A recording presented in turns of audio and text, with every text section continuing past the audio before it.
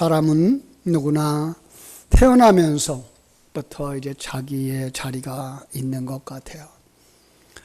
머물러야 할 자리가 있고, 그죠? 그 머물러야 할 자리를 가지고 태어난다고 이렇게 말할 수 있겠죠. 태어나자마자 엄마 아빠의 사랑받는 자녀의 자리, 그죠? 성장하면서 학교에 가면 학생으로서의 자기 자리, 그런가 하면 장성해서 한 나라의 국민이 되어지면 그 국민으로서의 자리. 신앙생활 하면서 신앙생활 속에서도 마찬가지죠.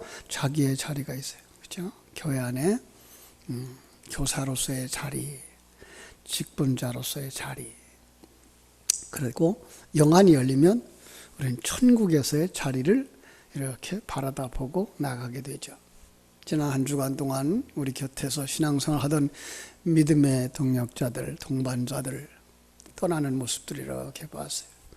여명선 권사님이 이미 천국에 보내드리는 장례식을 치렀고, 김원식 권사님의 남편 우리 안계선 성도가 오늘 새벽에 발인 예배를 하게 됐어요. 그런가 하면 지난 토요일 날은 우리 원희훈 권사님 막내 아들, 조금 늦었지만 이제 배필을 만나서 결혼식을 올렸어요. 모두가 다 자리를 찾아가는 각각의 다른 모습이라고 할 것입니다. 어떤 사람은 자기의 자리를 찾아가면서 그 자리를 안정되게 만들고 빛나게 만들어요. 그 사람을 인생을 잘 사는 사람이라고 말하고 행복한 사람이라고 말할 것입니다. 그러나 나이가 들어도 자기 자리를 잡지 못한 채 바람에 흔들리는 나무처럼, 그죠? 불안한 모습들을 드러내는 사람을 보게 됩니다. 자기 자리를 찾지 못한 사람, 행복을 느끼지 못하고 살아가는 사람이죠. 성경 속에 그런 사람들도 있어요. 이스라엘의 강대국 이스라엘이 그 강대국인 미디안에 의해서 이렇게 공격을 늘 받았어요. 이스라엘 농사만 지어도 미디안이 쫓아와서 빼앗아가고 재물을 약탈을 하고 이 위기를 만났어요. 하나님의 백성들은 하나님께 기도했죠. 도와달라고 부르짖었고요. 하나님은 사사들을 보내셔서 이렇게 살려내는데 그 중에 한 사람 기드온이라고 하는 사람이 있었어요. 하나님의 신이 감동이 됐어요. 성령에게 감동받은 사람. 그래서 그 기드온이 성령 받아서 평범한 사람이 비범한 사람으로 바뀌어집니다. 그리고 이스라엘을 이제 미디안의 공격으로부터 지켜내고 나라를 온전히 세워갑니다. 우리 기드온이 그러면 잘 아는 사건이 있죠. 그죠? 300용사 데리고 나가서 10만 명이 넘는 대군을 무찌르는, 그죠? 정말로 꺼져가는 나라와 민족을 살려내는 불씨가 되었고 민족의 영웅이 되어졌습니다. 기드온은 백성들로부터 존경과 사랑을 받았고요. 하나님의 영광을 위해서 쓰임받는 사람이 되어졌습니다. 가정은 평안하고 자녀들은 번성하고 그들의 앞길이 활짝 열렸습니다. 여러분, 이쯤 되면 그 인생 잘된 사람이죠. 그죠? 그런데 안타깝게도 그가 문제를 일으킵니다. 하나님의 영광을 위하여 살던 삶이 그만 재물에 욕심을 내는 삶으로 변질되어집니다. 하나님 중심의 삶이 희미해져 가고 나 중심의 삶으로 우상 숭배하며 살아갑니다. 성경은 이렇게 증언을 합니다. 온 이스라엘이 우상을 음란하게 섬김으로 기드온과 그 집의 올무가 되니라. 안타깝습니다. 기드온의 이러한 행동으로 나라가 음란의 공동체가 되어졌습니다. 요즘 정말 그 동성애자들 그거 지금 퀴어 축제다 뭐다 해서 나를 어지럽게 하는데요. 거기에 동조하는 정치인들이 있어서 참 큰일입니다. 기도하느냐, 그 자기 한 사람의 실수로 말미암아서 자녀들이 저주를 받아요. 아버지 때문에, 아니 부모 때문에 자식까지 저주를 받아요. 얼마나 큰 비극입니까? 한때 존경을 받았던 거룩한 삶에서 타락의 길로 치달아가는 거예요. 삶의 자리를 잡았다가 놓쳐버린 사람.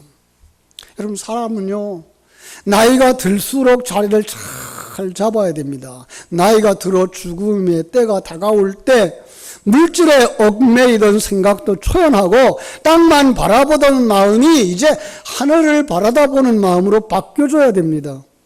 잠시 후면 놓고 갈 것들 거기에다가 집착해가지고서는요 우리는 행복할 수가 없습니다. 영원한 하나님의 나라를 바라보는 사람만 지혜로운 사람이고 그 사람만 자녀들에게 아름다운 교훈을 주고 갈 수가 있습니다. 그런데 안타까운 것은 기드온은 일시적인 것에 목숨을 거는 어리석은 모습으로 드러납니다. 인생 거꾸로 살았어요. 이스라엘 역사 속에 또 그런 사람이 있습니다. 초대왕 사울이었죠. 양치기 시절 아주 겸손했고 순수한 마음을 지녔던 사람, 그런 모습이 인정받아서 그는 하나님 앞에 부름을 받았고 왕이 되어졌습니다. 이제 왕의 직분을 잘 감당하기만 하면 되는 겁니다. 하나님이 그에게 성령을 부어주셨습니다. 새 마음과 새 능력으로 변화된 사람이 되어졌습니다. 이제 남은 과제는 자기의 직분을 얼마나 잘 감당하느냐예요. 그러면 어떻게 해야 될까요? 백성들로부터 존경받는 왕이 되는 것이고 자신을 왕으로 세우신 하나님께 영광 돌리는 삶, 인격적으로 성숙하는 삶, 하나님을 향한 충성과 헌신으로 깊어지는 삶. 그렇다면 그가 얼마나 멋진 사람이 되어졌을까요? 그러나 정반대의 삶을 살았습니다. 죄 없는 사위 다윗을 죽이려는데 혈안이 되어져요. 백성들 사이에서 덕을 잃어버렸어요. 하나님께 영광 돌리던 삶이 그러면 불순종과 아집만 남아버린 사람으로 변질되어졌어요. 믿음과 사명을 잃어버렸어요. 하나님조차 잃어버렸어요. 온 가족과 함께 멸망당하고 맙니다. 자신에게 주어진 삶의 자리를 빛나게 하지 못하고 어둡게 만들었던 거예요. 여러분, 인생을 잘 사는 사람은 자기에게 주어진 기회를 자기의 것으로 만드는 사람이에요. 자기의 자리와 위치를 잘 다듬고 빛나게 만드는 사람입니다. 출발은 어렵고 힘들고 다소 늦을 수 있어요. 그러나 점점 자리를 잡아가는 그 인생이 잘 사는 사람입니다. 그 사람은 결혼 생활이, 가정 생활이, 직장 생활이, 교회 생활이 모든 면에서 자리를 잘 잡아가게 될 줄로 믿습니다. 우리 모두가 다 그렇게 자리를 잘 잡아가 천국까지 자리를 잡는 여러분 되시기를 주님의 이름으로 축원합니다. 나이가 들고요, 이 세상 살던 경험이 많아지면 관상을 좀 보게 되죠. 그죠? 아, 저 사람은 어떻게 살았겠다. 저 사람은 어떤 성격을 가졌을 거다. 그런데 어떤 사람은요, 그 얼굴이 항상 울상이에요. 왜 그럴까요? 그 마음에 우울함이 자리 잡아고 있어서 그래요. 어떤 사람은요, 아주 날카로움이 배어져 있어요. 날카로운 마음이 자리를 잡아서 그래요. 평소 때에, 그죠? 평안한 모습, 인자한 모습이 얼굴에 배어 있는 사람을 보세요. 자비의 마음이 자리를 잘 잡아서 그래요. 그래서 나이가 들면 외모에 대한 책임을 누가 져야 돼요? 자기가 져야 돼요. 그죠? 나이가 들수록 외모도 마음씨도 아름다워 보이는 사람들, 나이에 걸맞게 자기 자리를 잡아가고 있기 때문에 그렇습니다. 어떤 사람은 젊었을 때에 아주 날카롭던 사람, 꼬닥치기 잘하던 사람, 나이가 들수록 상대를 이해하는 폭넓어지고 너그럽고 부드럽게 바뀌는 사람이 있어요. 덕을 세우는 사람이 됩니다. 인격이 자리를 잘 잡아가는 것이죠.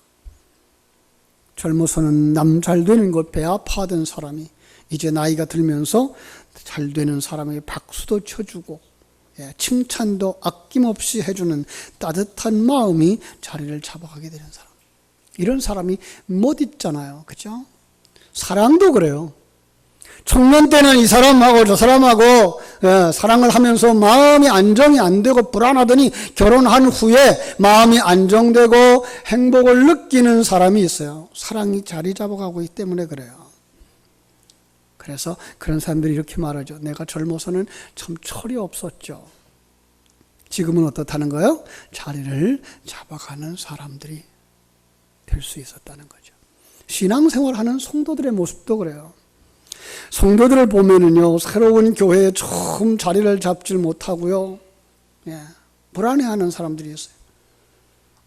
특별히 이렇게 요즘같이 아파트 문화가 생기고 이사가 쉽게 이루어지는 시대에 살다 보면 이사를 하고 새로운 교회에 정착하면서 그 교회에서 적응을 못하는 분들이 많이 있어요.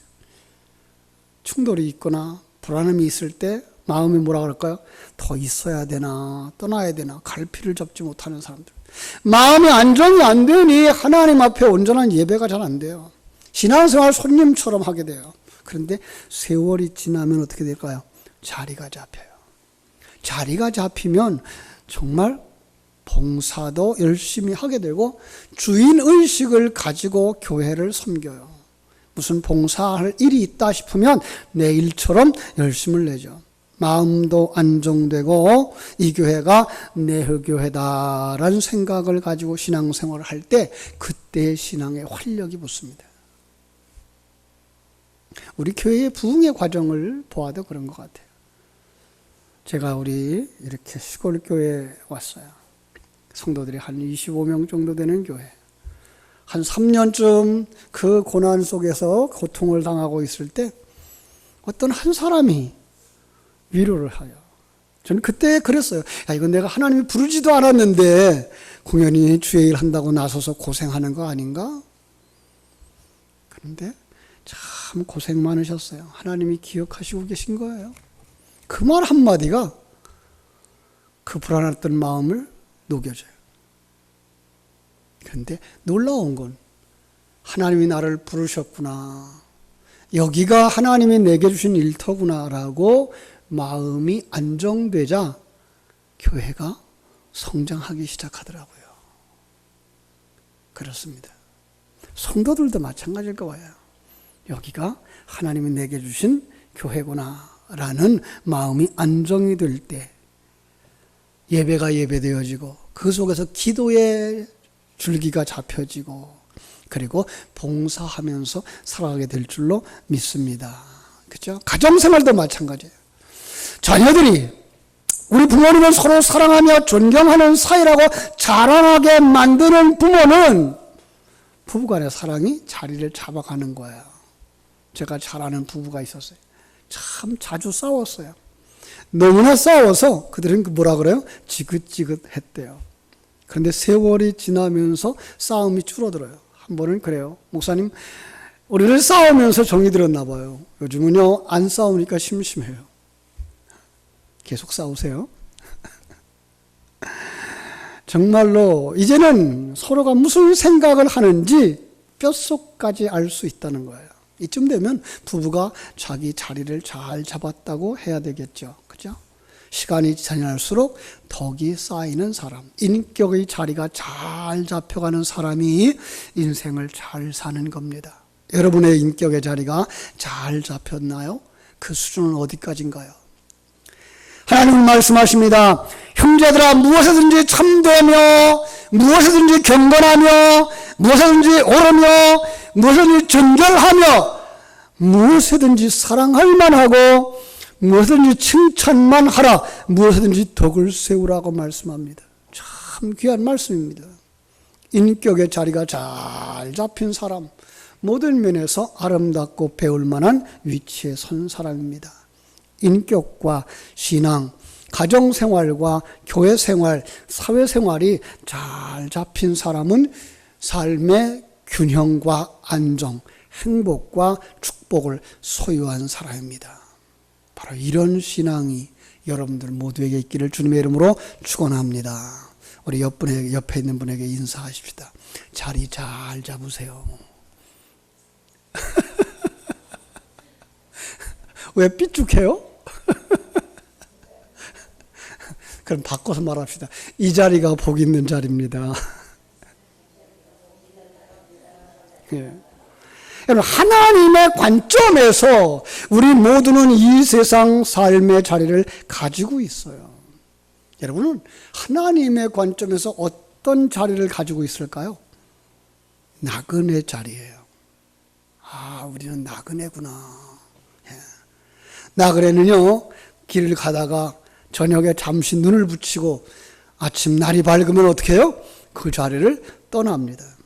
우리가 사는 이 공간은 내 것이 아니고 내가 머문 자리도 내 것이 아니라는 거예요. 털고 떠나야 할 자리라는 거예요. 잠시 살다 갈 자리라는 거예요. 이것을 분명히 깨달아 알면 이 세상에 미련을 갖지 않게 될 줄로 믿습니다. 한 주간에도 겹치기로 장례를 치르면서 느낀 겁니다. 이처럼 짧은 인생, 87년을 살았다, 88년을 살았다라고 말하지만, 80년을 살았다라고 말하지만 정말 짧은 거. 그리고 하나님이 부르시면 뭐 해야 돼요? 다 놓고 갈 거. 그런데 아직도 많은 성도들이 이 땅에 영원히 살 거라고 생각하는 착각 속에 살아요. 그래서 이 땅에 대한 집착이 좀처럼 사라지질 않아요. 마치 예수님의 제자들처럼 누가 높은 자리에 올라갈까 이것만 생각해요. 왜요? 그들은 이 땅에서 메시아가 왕의 자리에 올릴 거라고 생각했고, 예수님을 따라다니는 자기들이 한 자리에 올라갈 거라는 그 자리 다툼만 하고 있었어요. 나그네는 생각을 잃어버렸던 거죠. 그런데 세상 것에 목숨을 거는 사람은요, 그 세상 것이 없어지는 순간 자기 생명도 잃게 된다는 거예요. 얼마 전 어떤 사람이 돈을 잃어버렸다고 목숨을 끊었어요. 안타깝죠. 여러분은 그런 마음이 생긴 적 있나요? 여러분은 얼마만큼 돈을 잃어버리면 목숨을 끊을 만큼 견딜 수 없을 것 같아요? 한 3억쯤 될까요? 한 3억을 잃어버렸어, 한순간. 그러면 죽어야 돼요? 그 사람은 자기 목숨이 3억 정도밖에 안 되는 사람이에요. 난 10억을 잃어버려도 난 자살을 안 해. 그 사람은 자기의 가치를 뭐요? 10억 이상 두고 사는 사람이죠. 이 자살한 사람이 1억 원을 잃어버린 거예요. 그리고 자살해버린 거예요. 여러분, 나그네 자리인 이 세상을 떠날 때는 1억 원뿐만 아니라 다 내버리고 가요. 애지중지했던 걸 하나도 가지고 가지 못해요. 안 가져가요. 왜요? 하나님의 나라가 있기 때문에 그래요. 좋은 하나님 나라에 가기 때문에 그런 것들은 더 이상 필요가 없어요. 그렇다고 조금 일찍 버렸다고 해서 그렇게 실망하실 이유 없잖아요. 그럼에도 불구하고 사람들은 잃어버린 것에 대해서 그토록 실망스러워하는 거예요. 이 세상에 대한 미련을 버리지 못해서 그래요. 여러분, 이러한 마음을 언제쯤 버릴까요? 이 세상 떠날 때쯤엔 다 깨달아 알겠죠, 그죠? 우리 성도들은 이 땅의 나그네의 자리임을 기억해야 됩니다. 그래서 성경은 말합니다. 우리가 세상에 아무것도 가지고 온 것이 없음에 또한 아무것도 가지고 가지 못하리니 너희가 나그네로 있을 때를 두려움으로 지내라. 그렇습니다. 이 땅에 우리에게 나그네 자리임을 기억하는 것이 중요합니다. 그래야 세상 것에 얽매이지 않습니다. 특별히 세상에서는요, 물질만 그런 건 아니에요. 인간관계도 그래요. 인간관계도 그래요. 우리 자녀에게 너무 목매지 마세요. 우리는 그들도 놓고 가야 되고, 부부간에도 너무 목매지 마세요. 한 사람이 쓰러지면 그 사람도 마저 쓰러져요. 우린 나그네다. 그리고 하나님 앞에 서는 날을 나 한 사람이다라는 생각 가지고 있었으면 좋겠어요. 두 번째로 성도들이 또 다른 자리가 있는데 그게 뭔가 사명자의 자리라는 것이에요. 사명자의 자리다. 여러분, 존재하는 것들은 사명이 있다라는 말이 있습니다. 이 땅에서만 하나님이 사명을 주셨고요. 우리 이 사명 가지고 받아가 살아가요. 이 땅의 자리는 하나님이 부여하신 사명을 이루는 자리입니다. 그래서 여러분들은 여러분이 원하는 장소에서 태어난 것이 아니라 하나님이 원하는 장소에 여러분을 보내신 겁니다. 여러분이 부모를 택한 것이 아니라 하나님이 여러분을 그 부모 밑에 태어나게 하신 겁니다. 우리 신앙 공동체도 마찬가지입니다. 여러분들이 여기에 오실 줄 누가 알았겠어요? 우리 같이 신앙생활할 줄 누가 알았겠어요? 하나님이 여기에 주신 거예요. 그렇다면 우리는 뭐예요? 왜 하나님이 나를 여기에 보내셨을까를 생각해야 돼요. 하나님의 몸된 교회를 세우라고, 하나님의 영광을 드러내라고. 이게 뭐예요? 사명의 자리예요. 바울 사도는 이 사명에 충실했어요. 그 마음속에 오직 사명뿐이었어요. 그는 이렇게 고백합니다. 내가 이미 얻었다 함도 아니요 온전히 이루었다 함도 아니라 오직 내가 그리스도께 잡힌 바 된 그것을 잡으려고 쫓아가노라. 그리스도 예수 안에서 하나님이 위에서 부르신 부름의 상을 위하여 쫓아가노라. 그는 두 가지, 이 땅의 자리는 사명의 자리임을 인식하고, 그죠? 나그네인 자리를 인식하고 그 사명을 쫓아가되 오직 하나님의 부르신 부름의 상, 하나님의 평가, 하나님의 판단이 있다는 사실을 깨달아 알고 그는 자기의 삶에 정말 가치를 부여했다라는 거예요. 그래서 그의 삶에 주어진 삶의 자리를 성공적으로 세워나갈 수 있었던 것이죠. 여러분, 하나님의 백성은 목적 없이 살면 안 됩니다. 가끔 요양원에서 이렇게 시간을 보내면서 생명을 유지해가고 있는 어른들을 볼 때에 저런 삶이 무슨 의미가 있을까, 이런 생각을 해요. 가끔 산에 올라가서 살고 있는 산 사람들, 자연인이라는 사람들, 저렇게 사는 것에 삶에 어떤 의미가 있을까? 여러분, 우리가 이 땅에서 목숨을 연명하고 있다고 해서 그것이 살아있는 것이 아닙니다. 거기엔 반드시 영향을 끼치고 영향을 받아야 하는 사명이 있는 것입니다. 그래서 우리는 목적 없이 살면 안 되는 겁니다. 인생이 허무하다고 살아서도 안 되는 겁니다. 오직 위에서 주신 하나님이 내게 맡겨준 그 사명, 그 사명을 감당하는 삶을 살아가기를 주님의 이름으로 축원합니다. 그것이 우리가 이 땅에서 살아가야 할 자리입니다. 이 땅은 분명 나그네 자리이지만 동시에 사명의 자리라는 것입니다. 그렇습니다. 이것을 잊지 마시기 바랍니다. 그래서 그 자리를 지키십시오. 그 자리를 빛나게 하십시오. 그 자리에서 하나님께 영광을 돌리고 그 자리에서 자손들에게, 이웃에게 영향을 끼치는 삶을 살아가기를 주님의 이름으로 축원합니다. 성경 인물 중에 어린 시절 주변 사람들을 불안하게 만들었던 사람이 있었습니다. 야곱입니다. 쌍둥이로 태어났어요. 쌍둥이 중에 동생. 그런데 그 이름 그대로, 그죠? 남의 발꿈치를 잡는 자예요. 이기적이고 욕심 많고 자기밖에 모르는 성품. 그는 형을 속이고 아버지를 속이고 형의 장자권을 축복을 받았습니다. 형이야, 살든지 말든지 못 살든지 자기만 잘 살면 생각한다 된다는 거예요. 형이 20년 동안을 가슴앓이 하며 분노 속에 살든지 말든지 자기는 축복 속에서 그 축복을 누리고 싶다는 거예요. 그래서 형 앞에서 형제로서는 해서는 안 될 짓을 합니다. 형제간이 얼마나 아름다운 것입니까? 형님 먼저, 아우 먼저, 얼마나 좋습니까? 그런데 야곱은 자기만 축복을 얻고자 형제의 관계를 깨뜨렸습니다. 형의 행복에는 아랑곳하지 않는 아주 위험한 사람입니다. 여기에 그의 그릇된 인간됨이 있습니다. 그런데 보세요. 그가 나이 많이 들었어요. 이런저런 경험을 통해서 사람이 바뀌어집니다. 외로움을 통해서, 슬픔을 통해서, 좌절을 통해서, 배신을 경험하면서 그의 인격이 성숙해져 갑니다. 삼촌에게 속임을 당하면서 속이면 안 된다는 것을 깨달아 알고, 결혼을 하더니 인생은 자기 혼자 사는 것이 아니라는 사실, 더불어 사는 것이라는 사실을 알게 되고 성숙한 인격과 신앙을 갖춘 사람으로 변화되어집니다. 여러분, 그가 이렇게 달라지고 변화되어지는 데는 무엇보다 분명한 이유가 있어요. 어떻게 그렇게 달라졌어요? 그가 인격적으로 하나님을 만나고 나서부터라는 겁니다. 하나님과의 만남, 하나님의 도우심과 하나님의 인도하심을 통해서, 하나님 주신 그 경험들을 통해서 그걸 아름답게 신앙으로 해석해 나가기 시작하자 그의 신앙이 점점 깊어졌고 인격적으로 성숙해졌습니다. 훗날 그가 하나님의 도우심과 인도하심으로 성숙해진 것을 이렇게 고백합니다.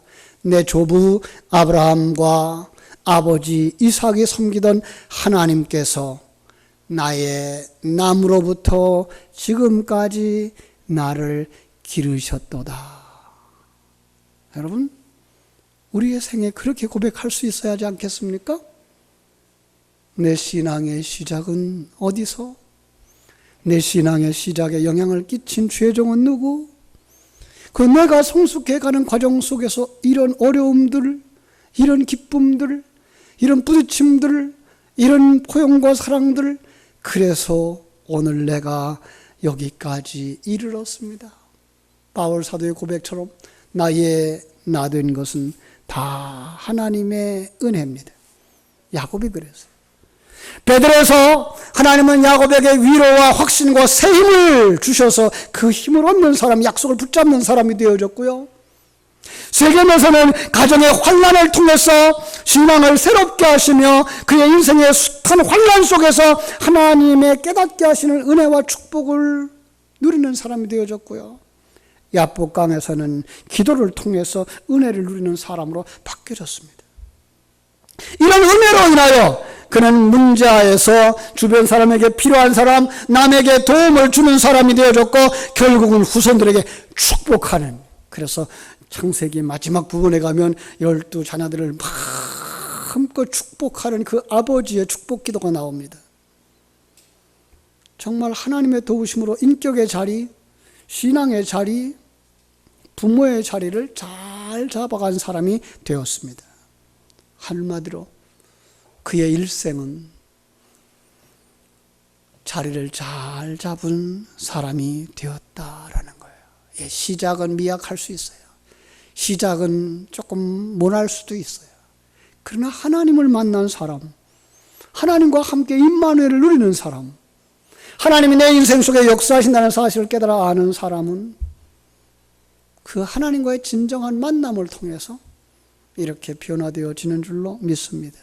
여러분 모두가 다 야곱처럼, 아니 그 야곱의 마지막 모습처럼 정말로 하나님께서 나를 여기까지 길러주셨습니다 라고 고백할 수 있는 복된 성도들 되시기를 주님의 이름으로 축원합니다. 예수님의 제자들처럼 살아야 됩니다. 야곱처럼 살아야 된다고 하면 또 하나는 예수님의 제자들처럼 살아야 된다는 거예요.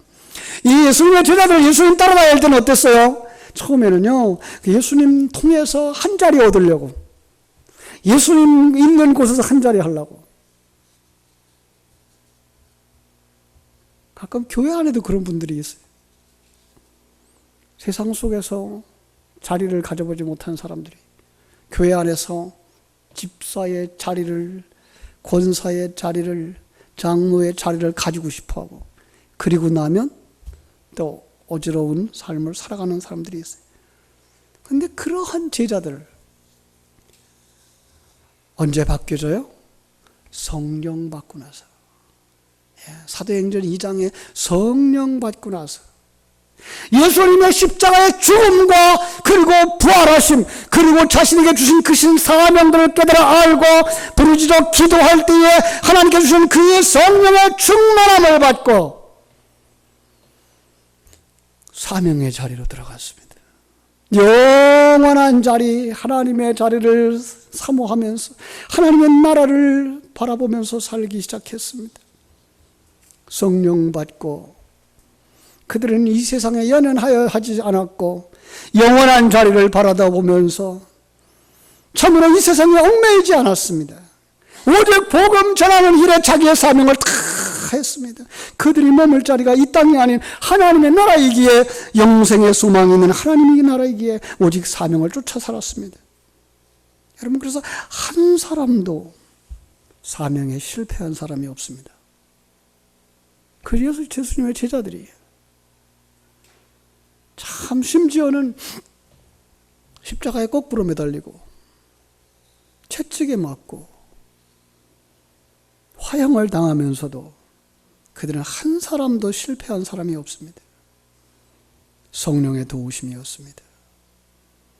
여러분, 기드온이나 사울 왕은 하나님이 신이 함께하여 출발은 좋았지만 육체로 마치는 사람이 되었는데, 야곱이나 예수님 같은 사람, 예수님의 제자들 같은 사람들은 육체로 시작하였지만 성령의 감동으로 승리하였습니다.